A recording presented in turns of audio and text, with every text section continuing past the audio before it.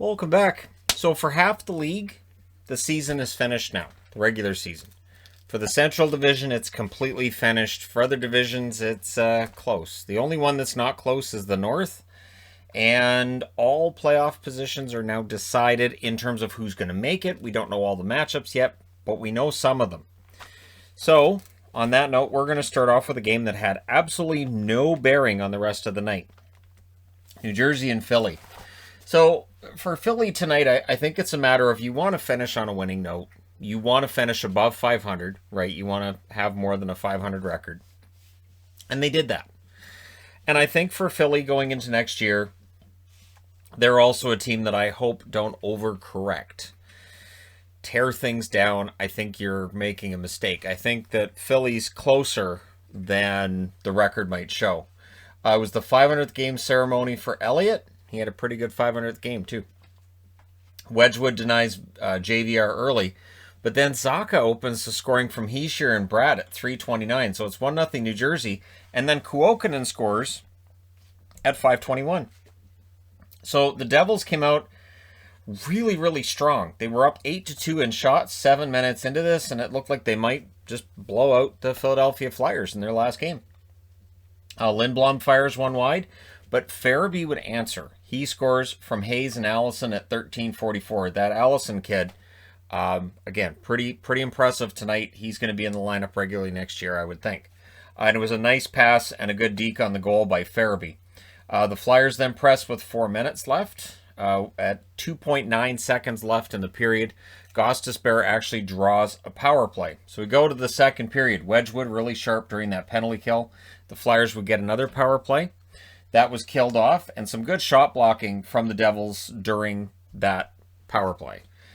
Elliott then denies Bratt, and at 10 minutes and 6 seconds, Couturier scores from Giroux and Konechny. So it's a 2-2 draw at that stage. The Flyers would get another power play. They don't score on it, but we go to the third period tied. There was a power play for the Devils. Unsuccessful. They get another power play soon after that. Also unsuccessful. The Flyers then get a power play of their own, and it scores. It's Van Riemsdyk from Couturier and Giroux at 12:25. And then just to add the finishing touch to this, Farabee scores from Allison and Hayes at 16:08. So the Flyers, the goaltender gets pulled by New Jersey in the final 2 minutes, unsuccessfully. The Flyers hold on. They win this one 4-2. They go to 25, 23, and 8. The New Jersey Devils drop to 19, 30, and 7. Your 3 stars, Farabee, Giroux, and Van Riemsdyk.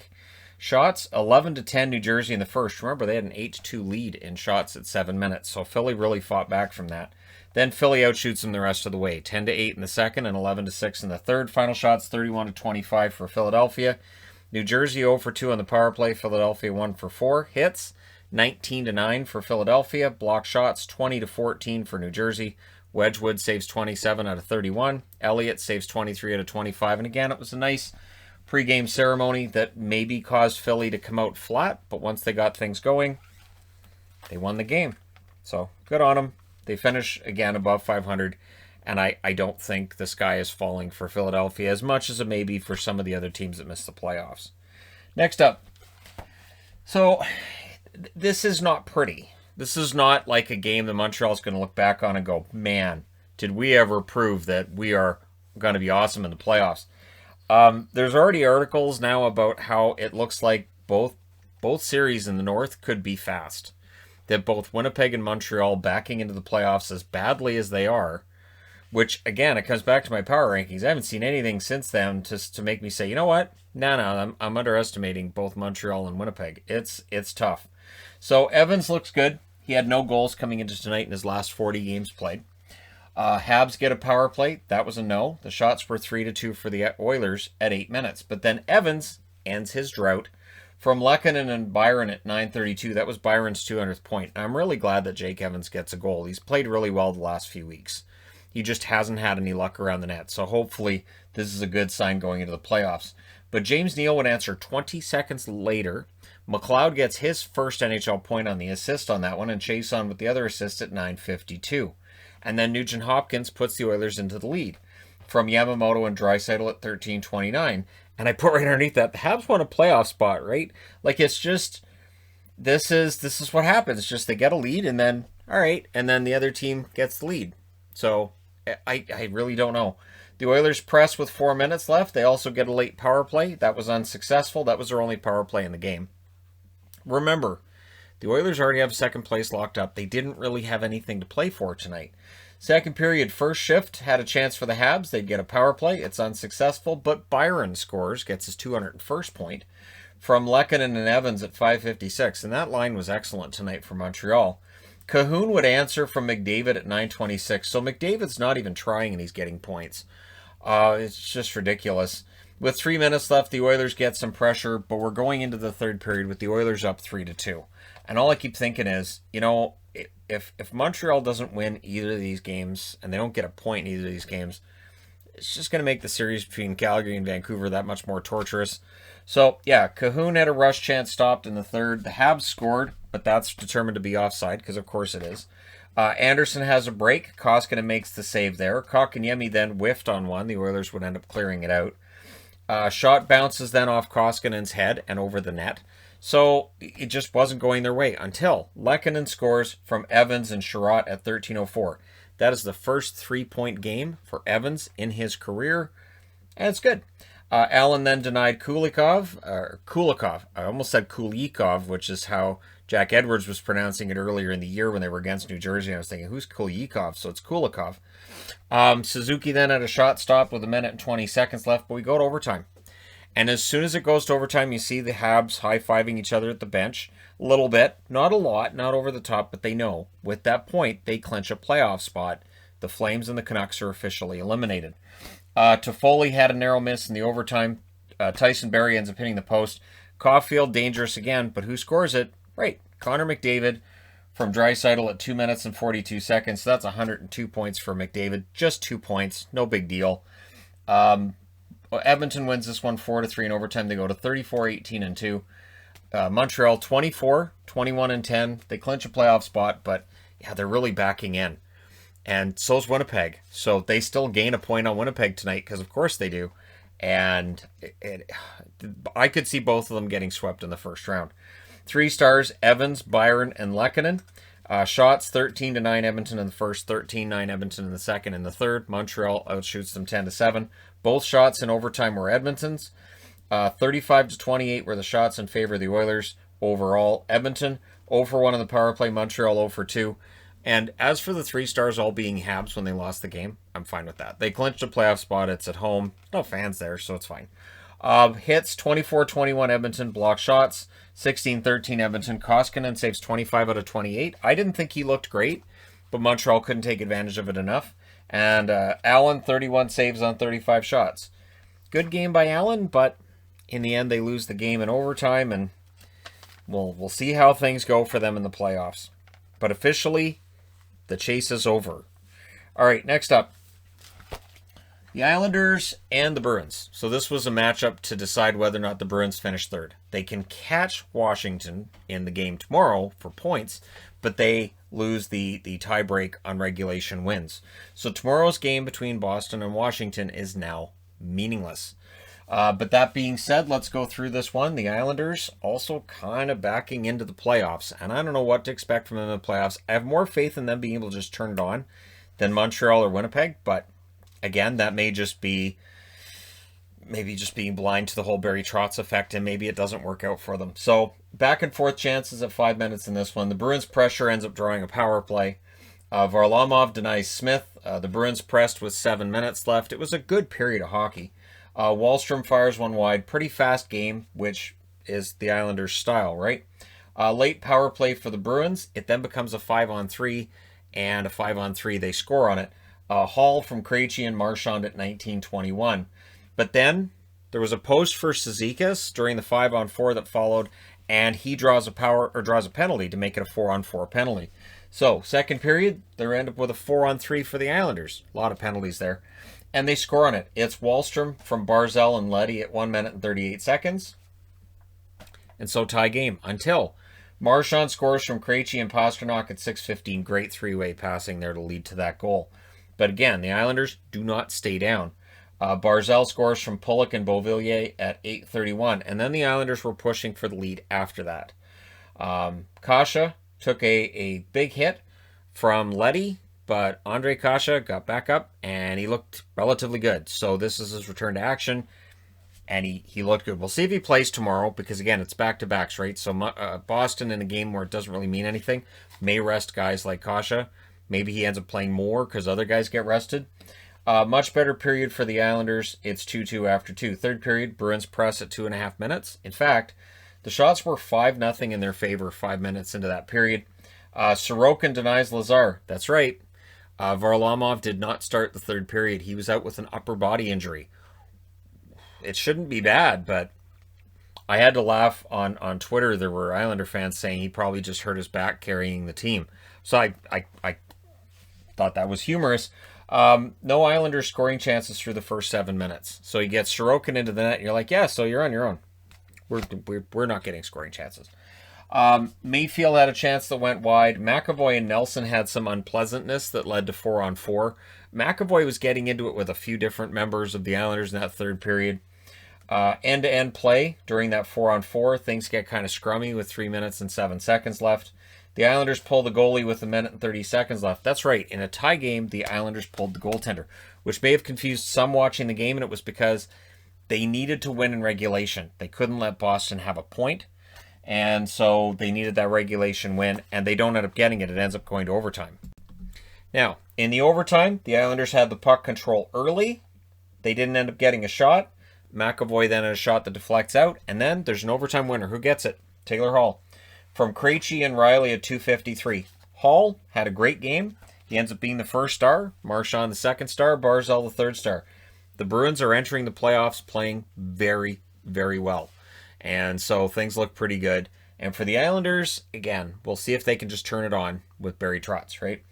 Shots 18-4 Boston in the first, 9 apiece in the second, 9-5 Boston in the third, and then the overtime 2-0 for the Boston Bruins. Final shots 38-18 for Boston. Power plays, the Islanders go 1 for 1. Boston goes 1 for 4. Hits 41-25 Islanders. Block shots 14-9 Islanders.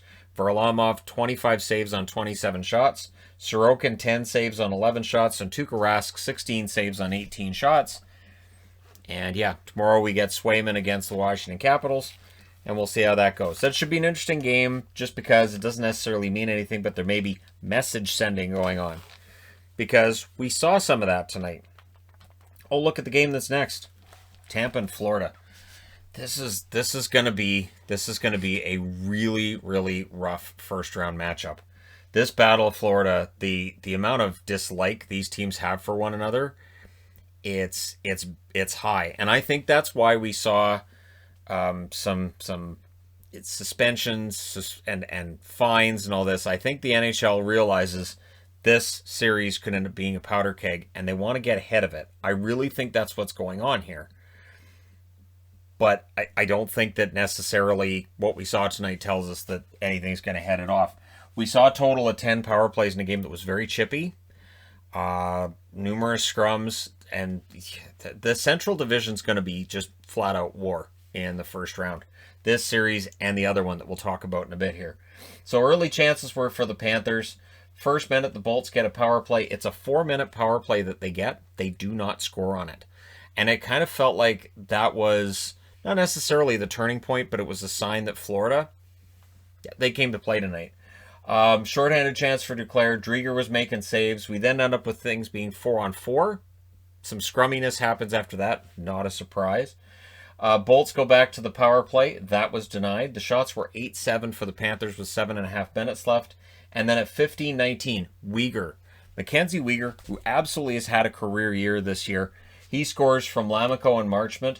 So at 15-19, Florida gets a lead they would not look back from. And that was on a turnover, and it was a fast break. We then get an extended 4-on-4 because these teams were taking penalties constantly. Second period, shots were 3-1 for the Bolts, 7 minutes into it. But while the Bolts were pressing and go to the power play, they end up allowing a shorthanded goal. It's Lamico scoring at 8 minutes and 23 seconds. Florida's ahead 2-0. So Tampa comes out in the second period. They look good. They're pressing. They're getting more shots. Puck goes the other way, and it's in the back of their net.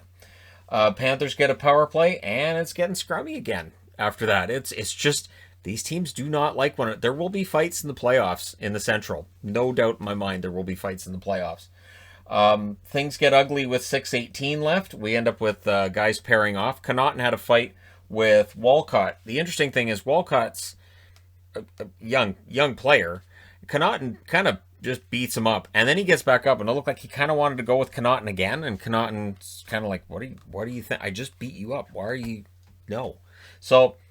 yeah, it was interesting. And Kevin Connaughton, I don't know how many fights he's had at the NHL level, but I know when he was in the Vancouver organization way back when, he wasn't really known as, this is a guy who's going to go out there and fight for you. But yeah, that was interesting. Panthers get a power play. The Bolts kill it. They had some puck control in the final 2 minutes. Heavy hits, really chippy play. I saw like slashes not being called. Just, it was almost constant. The slashes, hooks, like just... these guys do not like it, and it again comes down to that question of, are they crossing a line into where they just don't respect the other team? And there's some danger of that happening during this series, where these guys are just so sick of each other, they really don't have that line of respect there. Last minute saves by Drieger, and last second of the period, the Bolts get a power play. Legit, last second. So we go to the third. The Panthers would kill off the remainder, and then not long after, former Tampa Bay Lightning member Carter Verhaeghe gets a goal from Duclair and Barkov at 2:27. Gord then had a chance that was saved, and in the second half of the period, Radko Gudas, of all people, he gets a goal from Yandel at 14:07. The Panthers then get a power play, and they end up winning the game. They win the game by a total of 4-0, and there were plastic rats all over the ice at the end of it. During the Patreon member live stream today, it was asked whether or not the rats would be all over the ice, and I thought, well, 25 years ago, I don't know that there's totally going to be rats all over the ice. Just as long as it's not during the game, because back in 96, Florida fans were throwing them on the ice after every goal, and it got to the point where the NHL said, okay, knock it off, or we're going to have to take some action. So just as long as it's just after they've won the game, fine, but throwing them on the ice during the game, that's a big no-no. 3 stars, Drieger, Lamico, and Verhaeghe. Shots 9-8 in the first in favor of Florida, 12-7 Tampa in the second, and then the third, Florida outshoots them 14-10. Final shots were 30 apiece. Tampa Bay 0 for 5, Florida 0 for 5, 10 power plays. And like I said, there was still other stuff I saw that they were letting go. Hits 39-33 for Tampa, so 72 hits. Block shots 12-11 Florida. Vasilevsky 26 saves on 30 shots. He's looked human over the last couple of games against Florida. It is really hard when I'm thinking about how I'm going to do a preview for the Florida-Tampa series, not to say, so Florida's going to win this then? Drieger saves all 30 shots for his 4th career shutout. I think that's his 3rd of the season. So Florida ends the season on a very high note. We'll see whether or not that carries over into the playoffs. Now let's change boards. I just realized this is the last video where I'm going to be saying now I have to change boards until October. The plan is to take these boards apart. There's a night where there's 5 games. I'll just put all 5 games onto one board. I'm going to do it the way I used to do it back in the day. But where I just draw it all on the board. But anyways, yeah, so another thing that shows the season's wearing down. So weird.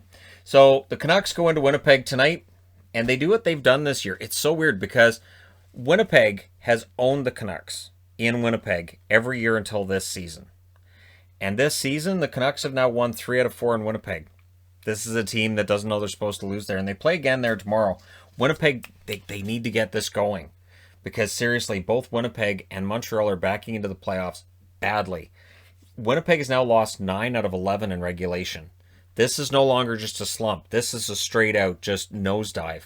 That if the season was longer, Ottawa would be a playoff team. It's not even a matter of might be. Ottawa would make the playoffs if the season was another, say, 15 games longer. Wouldn't take much. The way Ottawa's been playing.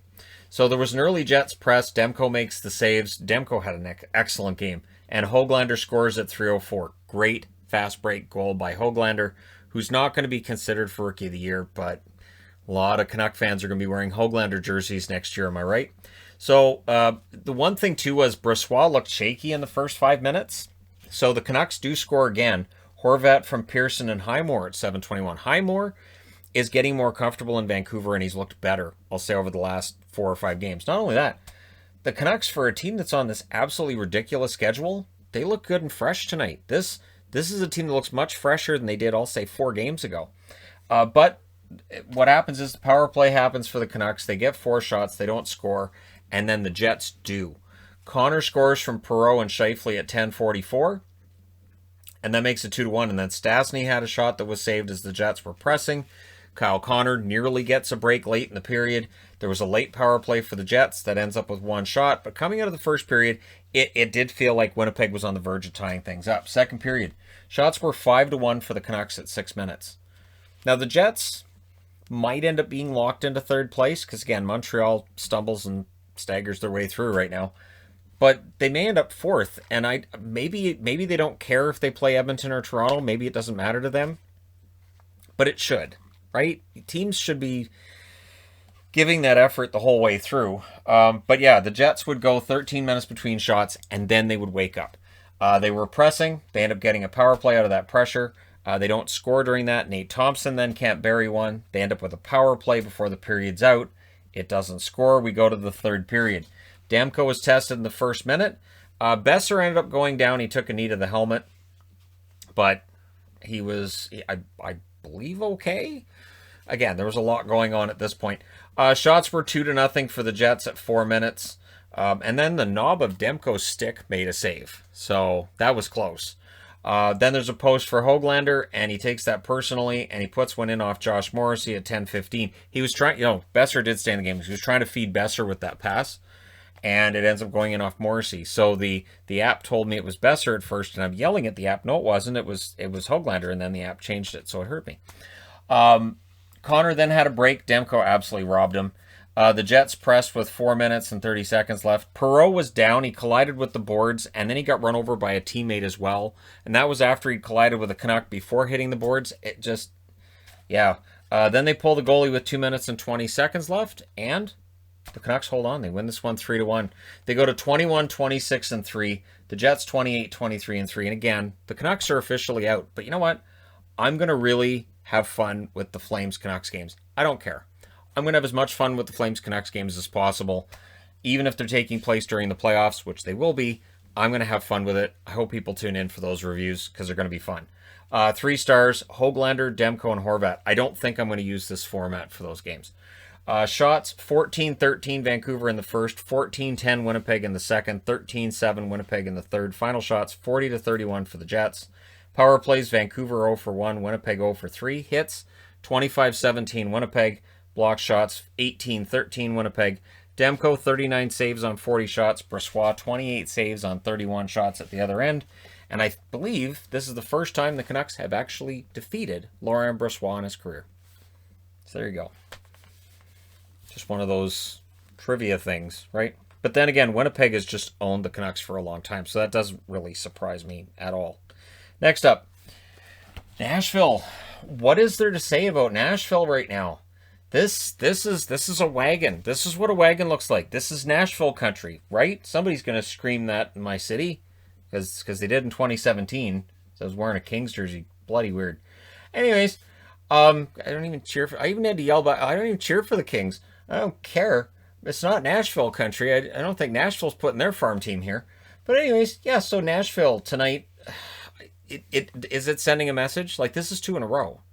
If you're a Carolina fan and you're not at least concerned, I'd actually genuinely wonder why, because there should be some concern. The good news is there's almost a week between now and the start of the playoffs for Carolina, so they have time to figure this out. Early Canes chance, Lewington blocked it. The Canes get a power play. During the Canes power play, they allow a short-handed goal. Grimaldi from Jeannot at 2:51. So Rocco Grimaldi on the board. And then it's Duchesne from Trennan and Johansson at 4:29. So Duchesne gets on the board. And this is the thing. Both Duchesne and Johansson wake up tonight and start looking like guys you signed for a ton of money. Preds then get a power play. Mrazek stopped a Forsberg chance. The Canes then get a power play. That was a no. The shots were 9-7 in favor of the Predators with 7 minutes left. So it's not like they were out shooting them by a ton, but they were ahead 2-0. Last minute, Davies had a chance that was saved, and then at the horn, things get kind of scrummy. These teams know they're going to play each other in the playoffs. Things get kind of scrummy. Second period. I have third up there for some reason. No idea why. Second period, Duchesne scores from Richardson and Cousins at 4:19. And you could see that Duchesne is heating up for the playoffs. Matt Duchene, not a guy who has a ton of experience in the playoffs, should really get it going for the playoffs this year. Predators were then pressing for another, and in fact, they were pressing again at 8.5 minutes. It was waves after waves, it seemed, and yet the shots told me this game was evenly played. Mrazek denies Richardson. Canes end up getting a power play. They don't score on it. And then Johansson scores from Forsberg at 12:08 to make it 4-0 in favor of Nashville. Again, it felt like it was a statement game. Predators get a power play. They don't score on it. There was some unpleasantness between Geekie and Benning. But we go to the third period. Canes start with 2 minutes of power play time. And during that, they allow another shorthanded goal. The Canes, one of the best power plays in the league, and Nashville going, we really don't see what the big deal is with this power play. Jeannot with the shorthanded goal at 57 seconds, and he had the assist on the shorthanded goal in the first.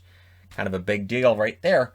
Rinne also making some big saves, and there were Rinne chants throughout. There were the fans were giving this team ovations, it seemed, at every stoppage, every break, every commercial. A lot of excitement right now in Nashville, and the team seems to be feeding on that. So the shots were 8-3 for the Canes with 7.5 minutes left. The Rinne chants were raining down at that point. Predators nearly scored in the final 2 minutes, but in the end, they didn't need it. They were up 5-0. They win 5-0. They go to 31-23-2, very respectable record. And for Carolina, 36-12-8. So again, Carolina now, they don't get the President's Trophy. They've fallen out of contention for that. It's either going to be Vegas or Colorado that gets that. And yeah, I mean, there has to be at least a little bit of concern. 3 stars, Rinne, Duchene, and Jeannot. Shots, 12-10 Nashville in the first, 10 apiece in the second, and 10-5 Carolina in the third. Final shots, 30-27 for Carolina. Power plays, the Canes 0-4. Nashville 1-4. Hits, 23-14 Nashville. Block shots, 10-7 Nashville. Mrazek, 27 saves on 32 shots. Rinne saves all 30 shots for his 60th career shutout. So it's a storybook finish to the regular season. We'll see how things go in the playoffs, but right now it feels like Nashville and Florida have kind of started a steamroll, and I don't know if that carries into the playoffs or not, but it feels like it should. But again, the playoffs are a different beast, so it's tough to make that call. Next up, Dallas. So Dallas was supposed to lose in overtime.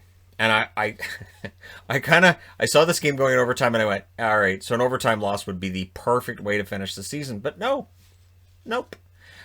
Chicago, Delia tried to steal this. Not only that, but they score early. DeBrincat from Suter at 53 seconds. And then it's Suter from DeBrincat and Strome at 1 minute and 22 seconds. So DeBrincat, pretty good game for him through the first minute and a half. Shots were 3 apiece at 8 minutes, so they scored on 2 of their first 3 shots. The Stars were getting shots after that, but Delia making the saves until Pavelski scores his 25th of the season from Klingberg and Hanley at 15:30. So we go to the second period with Chicago ahead 2-1. Ben whiffed on a shot. Cogliano couldn't bury it after that. The Hawks then get a power play. The Stars were tripling the Hawks in shots. And yet, right after I write that, Strome scores from Hinostroza and Kubalik at 16:38. Hinostroza's been fantastic in a Blackhawks jersey. I still don't understand why they traded him when they did years back. Hold on to him. Just hold on to him. Late power play for the Stars, and they score on it with 2 seconds left on the clock. It's Heiskanen from Klingberg and Ben. So, Jamie Benn on the board. And decent end of the season for him. Third period with the score 3-2 in favor of Chicago. The Stars get another power play. Delia, very sharp though, and he had to be because he was facing a lot of shots. And Dallas got better as the game went along. They had more shots in every period. Delay of game call. The Hawks get a power play. Ottinger absolutely robbed DeBrincat during that power play. And here's the interesting thing. The defense for the Hawks tonight was really sloppy. They were coughing up the puck. They weren't passing very well. Dallas was getting a ton of opportunities, but Hinostroza gets a goal from Kampf at 8:18 on a fast break. And this is while we're watching Chicago's defense kind of coughing up the puck. And then Kiviranta would answer at 10:24 from Gurianov and Heiskanen. And that's where the Stars kind of understood, okay, there's a weakness now. We need to attack it. And they get another goal. Dickinson from Robertson at 12:18. and a lot of puck watching by the Hawks. The interesting thing was Dickinson wasn't even the guy that Robertson was passing it to. He was passing it to Pavelski. And Pavelski missed it, but none of the rest of the Hawks were anywhere near it or seemingly wanting to intercept it, so Dickinson buried it. Again, Hawks penalty. A lot of kids playing for the Hawks, though. And I will admit that. There were a lot of young players playing for the Hawks. Jeremy Colleton saying, all right, you guys go out there and, show me what you got. Power play then for the Stars. It doesn't score. And then with 20.5 seconds left, the Hawks not only get a power play, they get a 4-minute power play. So we go to the overtime. During that overtime, there was a shorthanded chance for Ben, and he totally whiffed on it. It's the second time he whiffed on a shot in the game. The Stars would kill that off. And then, with 30 seconds left in overtime, Robertson scores the goal from Ben and Klingberg. So at 4 minutes and 30 seconds, Dallas wins the game and gives me the right to wear their jersey for their last game of the season. This is the last time I'll be able to wear a Dallas jersey for anything that happens in a hockey game until October. They go to 23, 19, and 14. Ridiculous record. The Blackhawks dropped to 24, 25, and 7. So close to being 500 on the season with the overtime loss. 3 stars, Heiskanen, Delia, and DeBrincat. Shots, 14-5 Dallas in the first, 16-5 Dallas in the second, 17-8 Dallas in the third, and 5-3 Chicago in the overtime because they had that 4-minute power play. Final shots, 50-23 for Dallas. Power plays, Dallas 1 for 3, Chicago 0 for 4. Hits, 36-35 Dallas. Block shots, 19-13 in favor of Chicago. Ottinger, 19 saves on 23 shots. Delia, 45 saves on 50 shots. And that's with Chicago blocking 19 of them. So, ridiculous night, and Dallas wins. Now we need to go to the last 2 games of the night. So, I did take one of the boards, the tape off one of the boards. So I thought, all right, so I've just got the 2 games. I'll use that board for this. And then after tonight, this can be used as one of the series boards for when I start doing previews and using boards, specific boards for series. I have more than 8 boards. I can do that. So we've got the St. Louis and the Kings, Colorado and Vegas games. Not a lot of scoring in these games, but we might as well jump in with St. Louis and LA, which was, it was tough, wasn't it? You could tell these teams weren't really playing for anything. I think the hits were generous. I really thought this was a game where guys weren't trying to get hurt. There wasn't a lot of not really scrums, not really anything overly physical, because again, it's the Kings' last home game. It's the Blues already having clinched themselves a spot in the playoffs. They can't finish higher than 4th, so you're just trying not to get hurt at this point. Peterson was sharp early. The shots were 2-0 for the Blues 4 minutes into it. First Kings shot was at 4 minutes and 54 seconds. The shots were only 3-1 at 9 minutes for the Blues. And the shots stayed pretty low through the first 2 periods. Third period it picked up a bit, but first were slow. Anderson Dolan got a chance that wouldn't go. Blues get a power play. That didn't score. The Kings get a power play. That didn't score. Second period, Blues press at 2 minutes. But in that pressure, no shots. None of the shots got through. The shots were actually 2-0 for the Kings 4 minutes in. Kupari wants a second goal. Wasn't going to happen tonight. Falk fires one over the net. Kings press at 9.5 minutes. The Blues end up icing the puck. The Blues just not getting shots. Again, much like their last game. Schwartz had a shot that was stopped. Blues had some jump late in the period, but then in the last minute, Athanasiou was denied. So we go to the third period, still scoreless. Early, Bozak scores from Schwartz and Falk at 1 minute and 25 seconds. Falk had a really good game. That was a nice 3-way pass. It's the first shot of the period for St. Louis, and it goes in. Kings tried to answer, Binnington making saves. And again, through 44 minutes of play, there were 29 shots in the game total. That's where we were at. But it did pick up, because I have follow scores from Velarde and Mata at 7:35. So Gabriel Velarde heating up at the end of the season and getting some points. And again, getting experience, getting the points. It's good for him. Moore then fires one wide right after. Things get scrummy with 6:42 left. And I say that, but it wasn't anything like the scrums we were seeing in the Carolina, Nashville, or Tampa and Florida games. Those were on a whole other level. Doughty has a shot that tips wide. Blues get a power play. It doesn't score. And then with 2:13 left, the Kings get a power play. It doesn't score either. Binnington stops an Iafallo chance, and Doughty ends up hitting the post. So we go to overtime. Not long into overtime, Falk scores from Perron and O'Reilly on the first shot at 46 seconds. It was a nice 2-on-1. It was one of those 50-50 pucks the Kings go for, and the Blues get it, and they score. So they win it 2-1 in overtime. The Blues 25-20 and 9 with that overtime win. The Kings drop to 21, 26 and 7. 3 stars, Falk, Wagner, and O'Reilly. Shots 6-5 in the first in favor of LA, 9-6 LA in the second, 12-7 LA in the third, and in the overtime St. Louis just had the one shot. That's it. Final shots 27-19 for LA. Power plays 0 for 2 for St. Louis, 0 for 2 as well for... Let me just go ahead and change this. I'm just realizing. 0 for 2 as well for the Kings. And yeah, so let's change that. Change that. Just really sloppy Bob Ross fixing there.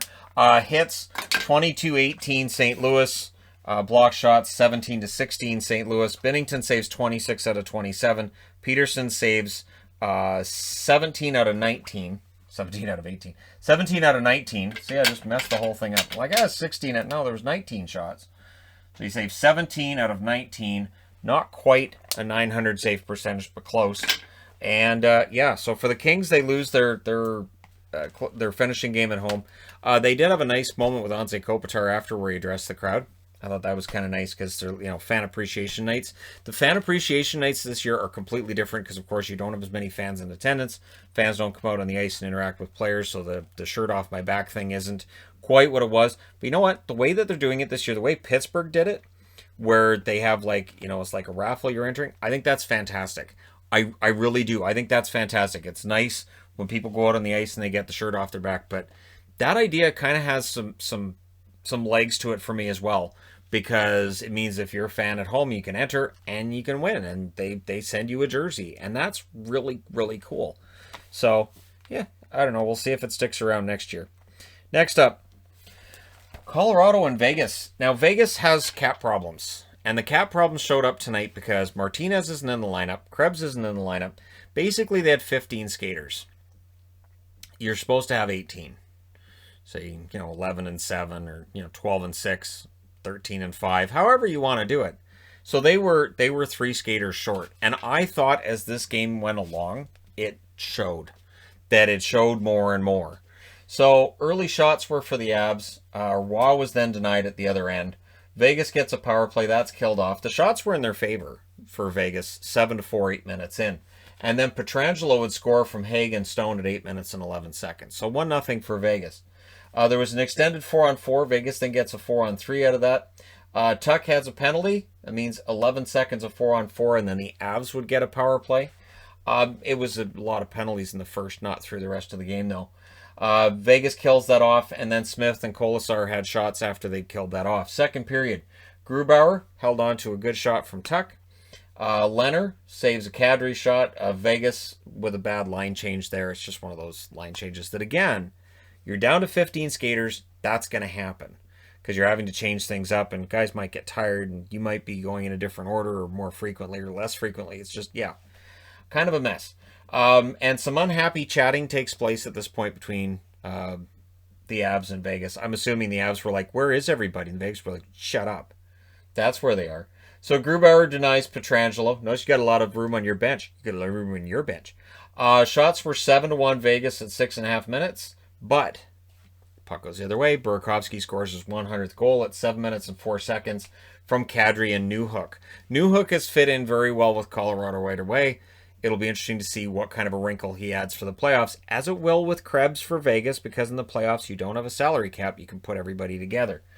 McDonald then had a shot that went wide. Timmins blocks a shot for Tuck, and it felt like with 15 Vegas skaters, they should wear down. So I put that here. 15 Vegas skaters, they should wear down as the game goes along. Tuck might have been the best forward to that point in the game as well for Vegas. Pietrangelo had a shot that was denied. Rantanen then had a chance that was stopped. But we go to the third period, tied at 1. Avs get a power play, no shots. And I thought that was kind of telling. There were no shots. Heavy hitting game. And it did feel like, as this period started to go, that it started to turn a bit in favor of the Colorado Avalanche. Vegas gets a power play. Grubauer pretty sharp on that penalty kill. They killed that off. And then Compher scores from Newhook and Timmins at 11:33. So Newhook with 2 assists in this game. So not too shabby. Burakovsky then fires one wide. Grubauer would be the first star right now. Wrote that up there. He would be the first star. He's not. I don't know how you don't give Grubauer a first star in this game, but they don't. Vegas reasons, I guess. He goes back years. This goes back to their first year as a franchise. It really does. Me looking at the Stars in Vegas and going, what? Wait, how? What? Huh? Did you watch the game? So, yeah, McKinnon was jammed as the Avs looked for a 3-1 score. So, McKinnon was just in close to the net, and they jammed him out, so he didn't actually get a good chance on that. More than 5 minutes without a Vegas shot. Again, showing that they were kind of tired. There's only 15 skaters, right? The Avs get a 2-on-1. McKinnon fires it wide. Vegas pulls the goalie with 1 minute and 30 seconds left. They just couldn't muster a really good opportunity to get the tie, and they lose 2-1. They lose an opportunity to win the President's Trophy tonight. So Colorado's still alive in that running, and in running for first place in the division. So they're 37-13-4. If you're dreaming of Colorado to play against St. Louis, it may still happen, which would give us Vegas and Minnesota. Vegas doesn't want Minnesota. They'd much rather have St. Louis. Vegas is 39-14-2 with that loss. Your 3 stars in this one: Compher, Pietrangelo, and Grubauer. Shots 14-9 Vegas in the first, 15-4 Vegas in the second, and then in the third, both teams at 8 shots. Final shots 37-21 for Vegas. Power plays, Colorado 0 for 2, Vegas 0 for 3. Hits 49-45 Colorado. Block shots 19-17 Colorado. Grubauer saves 36 out of 37 shots. Leonard saves 19 out of 21. I don't understand how Grubauer's not the first star there. October 11th, 2010 is the last time a team played with 15 skaters. It was New Jersey that played with 15 skaters. Now, coming into tonight, when they've played with less than the full complement of skaters, Vegas was 3-4-1. So now they're 3-5-1 when they don't have their full complement. You need to make sure your salary cap is straightened out next year, because this is over an 82-game schedule. That could be 15 games, 12, 15 games, somewhere in that region. It could definitely affect your playoff positioning, and it could still affect their playoff positioning, right? The last time that happened, New Jersey, October 11th of 2010, New Jersey lost that game 3-1 to Pittsburgh. So, and I did count them. I did go in and I looked at hockeyreference.com. I looked at the score sheet and all that. There were 15 skaters for New Jersey that night, and Pittsburgh beat them 3-1. So, there you go. Vegas, still in the running to win the President's Trophy, but they made it a little harder on themselves tonight. So teams that are done, the Central Division's finished. We'll see them on the weekend, I would think.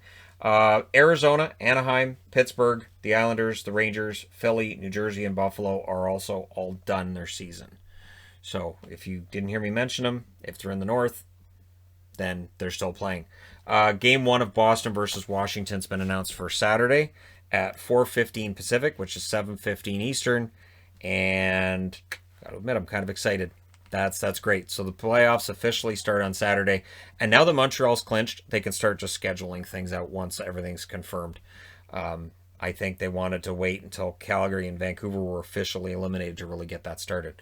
So there you go. Let me know your thoughts in the comment section below as always. Don't forget to hit like and subscribe if you're browsing right through. You just happened upon this video. Thank you guys so much for watching, for all your support. I will talk to you again soon.